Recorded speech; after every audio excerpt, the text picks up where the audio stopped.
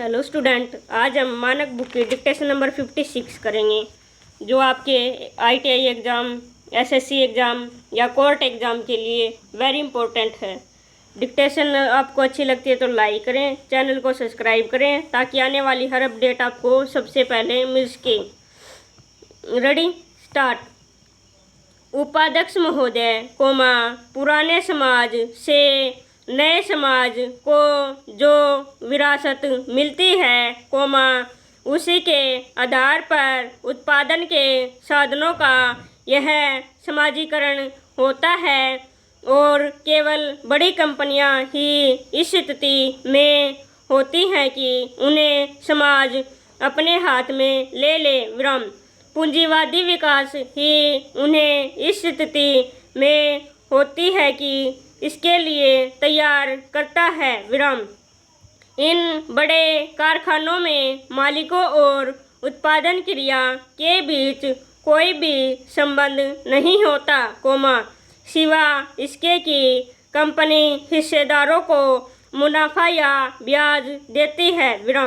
उत्पादन को मजदूर और कर्मचारी चलाते हैं और जब कारखाने का स्वामित्व समाज के हाथ में चला जाता है तो उससे उनके काम में कोई अंतर नहीं पड़ता।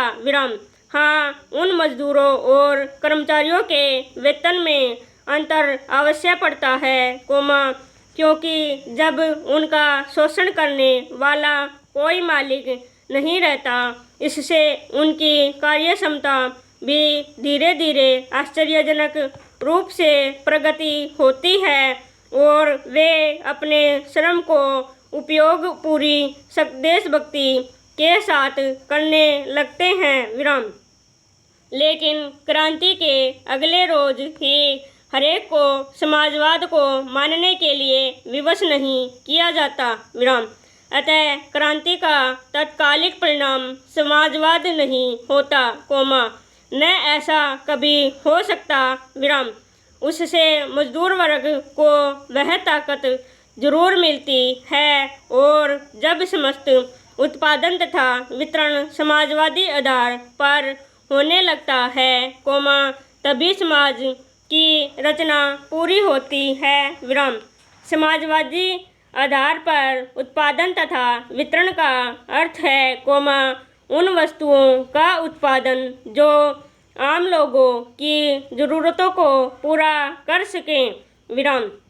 मसलन, हमारे देश में लगभग 9 करोड़ मकानों की ज़रूरत है, कपड़ों के पास सर्दी में पर्याप्त क्या साधारण ऊनी कपड़े तक नहीं होते, पैर में जूते और जुराबें नहीं होती। अतः समाजवादी उत्पादन में सर्वप्रथम इन चीज़ों को प्रमुखता दी जाती है।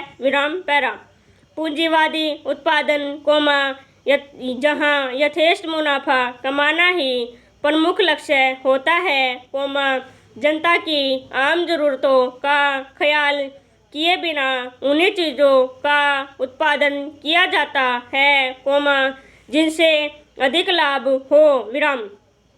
आजकल जो सरकार की नीति है वह पूंजीवाद उत्पादन की ओर अधिक है, समाजवादी वस्तुओं का निर्माण की ओर कम है। कहने का नारा समाजवाद का है, परंतु वास्तव में हम पूंजीवाद युग में ही जी रहे हैं। इसकी सबसे बड़ी खामी है कि वितरण की चूंकि कोई नियंत्रण होता, इसलिए उत्पादित वस्तुओं जनता का पहुंचाने से पहले ही मुनाफाखोरों के गोदामों में स्टॉक हो जाती हैं। अतः उत्पादन के वितरण पर समाज का नियंत्रण बहुत जरूरी है, बिना इसके समाजवाद का लक्ष्य पूरा नहीं होता। दुर्भाग्य से हमारे देश में समाजवाद महज एक शब्द बनकर रह गया, एक शब्द से अधिक कुछ नहीं। तभी तो स्वतंत्रता प्राप्ति के 25 वर्ष बाद भी लोग समाज के बारे में भ्रमित हैं, कभी माओ दिखाता है, कभी लेकिन कभी नेहरू तो कभी लोहिया विराम। हमारे देश में समाजवाद का चित्र अभी स्पष्ट नहीं है विराम, लेकिन एक बात तो स्पष्ट है कि भारतवर्ष का समाजवाद कहीं बाहर नहीं जाएगा, बल्कि इस देश की मिट्टी और जलवायु उपज होगा विराम। हमें समाजवाद लाने के लिए दूसरे देशों से सलाह मशला नहीं करना, बल्कि अपने देश के वातावरण को देखकर उसी के मुताबिक समाज के ढांचे को तैयार करना है और उस पर अमल करना है विराम। स्टॉप।